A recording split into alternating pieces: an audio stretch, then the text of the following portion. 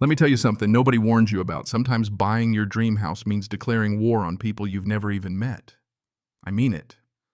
I moved into Pine Hollow Estates expecting the simple life, quiet trees, maybe a nosy raccoon or two.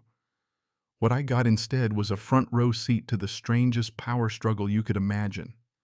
Drones, barricades, and a rogue HOA hell-bent on running my life. All this because I bought a house where on paper nobody should have been bothering me at all. It was late October, the kind of morning that smells like rain and cedar and promises you a fresh start. My name's Michael Vale, 39 Systems architect, happiest when left alone. That's why I fell in love with this place. The house sat tucked away in the northeast corner of the neighborhood, surrounded by trees a little rough around the edges, but mine. And most important, outside the HOA boundary. Trust me, I checked that fact so many times it made my head spin.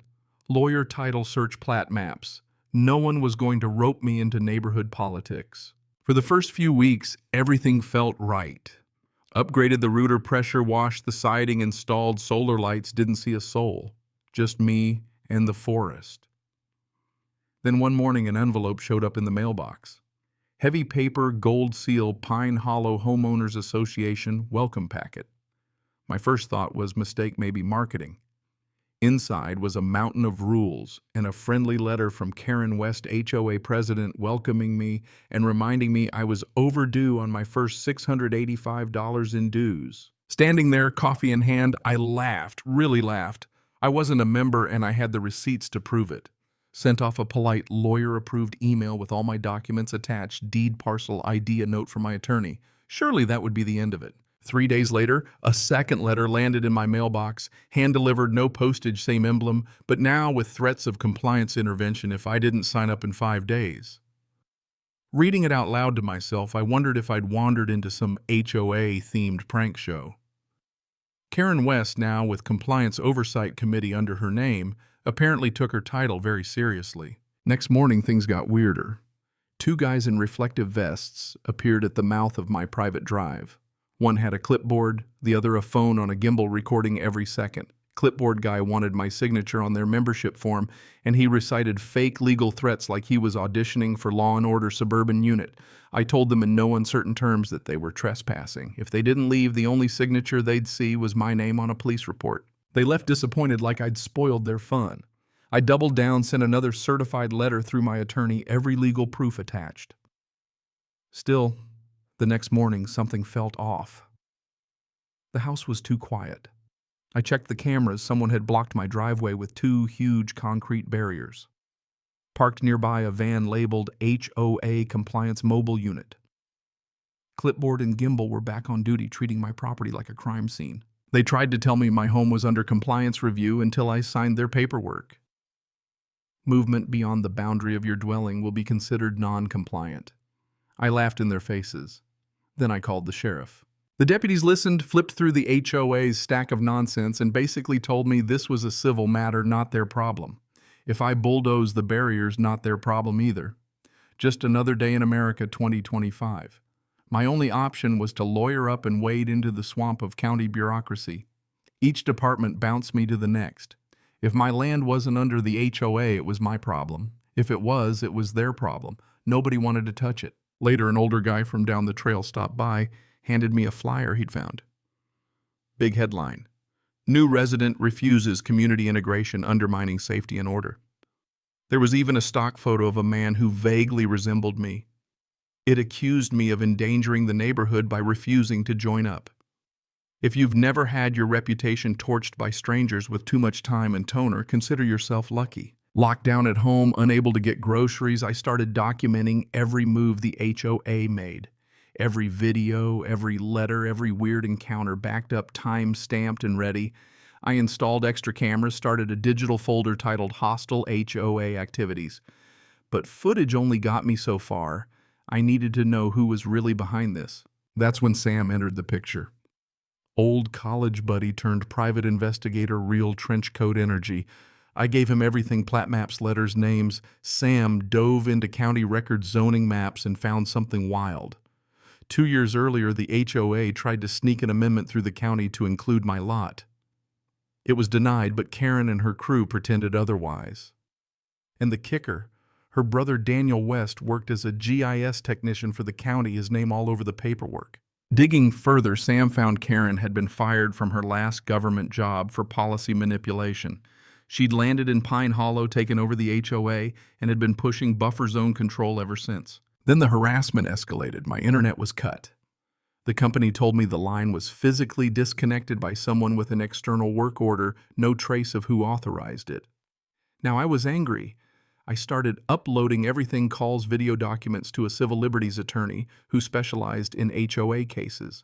Things got straight up Orwellian when a drone buzzed over my property. On its side, Pine Hollow Compliance Unit Aerial Division. They'd gone from annoying to surveillance. My legal defense folder was filling up fast. Meanwhile, Sam uncovered more victims, 2 other homeowners who'd refused to sign the HOA papers. One found a tree mysteriously blocking their driveway. The other had fake tickets taped to their car at night. Both had given up, worn down by the pressure. That's when it all clicked. This wasn't about me. This was a pattern. The HOA thrived on silence, intimidation, and paperwork. It was time to flip the script. My lawyer, Rebecca, a legend when it comes to property law, loved my next idea, forming our own owners association. Not to control anyone, but to defend ourselves. We called it the Pine Hollow Free Owners Association, PHFOA for short. Registered nonprofit legal mission to protect homeowners outside the HOA's grasp. We recruited the others, held a late-night virtual meeting. For the first time, people looked less afraid, a little more defiant. We filed a collective lawsuit: trespass, defamation, attempted annexation. Then we told our story to the press. The invisible fence war, they called it. Online, the story went viral. Dude started his own HOA to fight the HOA. Even got a meme of me dressed like Braveheart, holding a deed instead of a sword. Karen and her crew panicked. Flyers popped up calling us obstructionists. The HOA website accused us of impersonating governance. But now federal agencies were involved, Attorney General, HUD, you name it. Next, the HOA dropped a 78-page unified governance charter at my door, claiming any property with shared access was under their rule, signed by Karen, who'd promoted herself to Executive Director, Governance Integrity Board. My lawyer nearly choked laughing. Power outages started, utility lines tampered with, new public safety pending signs in my yard.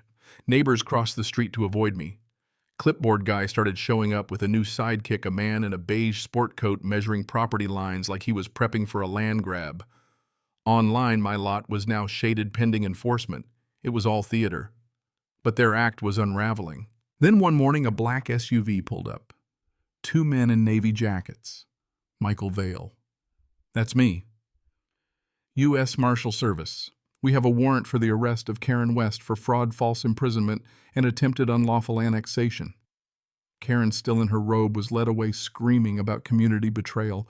Her board members followed, arrested for running a shadow ledger and pocketing fake dues. Federal investigators found the Black Charter fake amendments and emails between Karen and her brother Daniel about soft integration targets and jurisdiction persuasion strategy.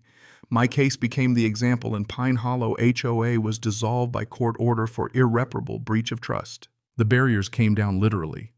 County workers cheered as they smashed the concrete. My mailbox finally stayed empty except for pizza coupons and the occasional thank you note. Our new association, PHFOA, was granted official recognition as an advisory body for non-HOA owners, an unprecedented move. Media attention exploded. I got interviewed for NPR. Sam did a podcast calling Karen a suburban dictator with drone envy.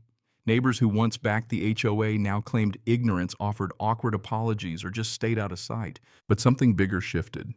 Within a month, new state guidelines were drafted for HOA transparency and limits. I was invited to speak at a policy hearing, told the story, showed the footage, ended with, "We're not against community, we're against quiet tyranny," wrapped in landscaping rules. The room applauded. So did the AG's office. Now, months later, my house is peaceful again. The deer wander through, the grass grows wild at the edges, the cameras still run, but now it's just raccoons, no more compliance officers. Our association meets less, mostly to help other neighborhoods set up their own defense. Rebecca started a pro bono clinic for land rights. Sam's moved on to another case, but still sends me photos of burning HOA signs. I'm finally free, but I keep a copy of my property boundary taped to the fridge. Old habits die hard. A kid rides by on his bike, slows down, and asks, "Aren't you the guy who beat the HOA?" I just smile and say, "Yeah, I guess I am." He grins, pops a wheelie, and disappears up the road. In the end, this was never about rebellion or winning. It was about space to breathe, the right to exist without a contract stapled to my lawn. Funny how peace sometimes requires burning down a paper empire first.